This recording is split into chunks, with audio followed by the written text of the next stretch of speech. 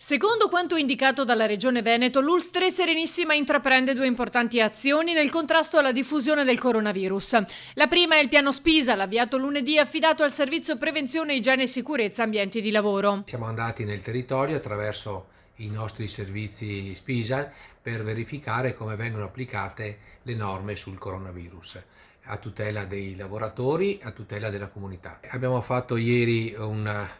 visitato ieri nove aziende, abbiamo cominciato dalle aziende più importanti, quelle con maggiori dipendenti, e abbiamo analizzato anche delle aziende da cui ci provenivano alcune segnalazioni.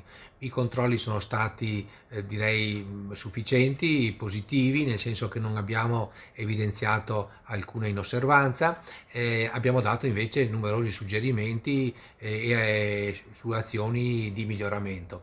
In questa fase i servizi cercano di sviluppare quelle che sono attività di educazione sanitaria in primis, non vanno a sanzionare le imprese, ma ad accompagnarle nel percorso più idoneo per attualizzare le misure di igiene e di sanità negli ambienti di lavoro in tema di coronavirus. L'altro piano importante è il cosiddetto piano tamponi. Va ad affiancarsi a quello che stiamo già facendo con i soggetti positivi. È un piano che riguarda in particolare i dipendenti dell'azienda sanitaria e le persone che sono convenzionate con l'azienda sanitaria.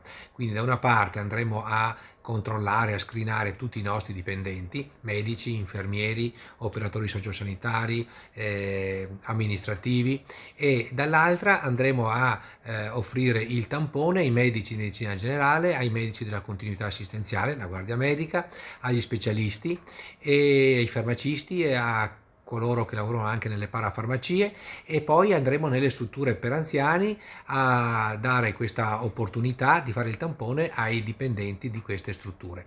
Un'azione importante che riguarda ben 11.133 operatori dell'ambito sanitario. I controlli dei sanitari degli ospedali e del territorio avverranno parallelamente. Sul territorio saranno i medici predisposti a spostarsi con unità mobili, mentre nell'area ospedaliera i test saranno effettuati in primo luogo a quei sanitari che operano in reparti e realtà con maggior contatto con pazienti affetti da coronavirus. Ricordo che l'azienda sanitaria veneziana ha già potuto screenare ben 889 persone, con un risultato di tamponi positivi che riguardano 46 persone, il 5,2%, e quindi con questi tamponi abbiamo screenato ben il 12% della nostra popolazione, come dire, sanitaria, dei nostri collaboratori.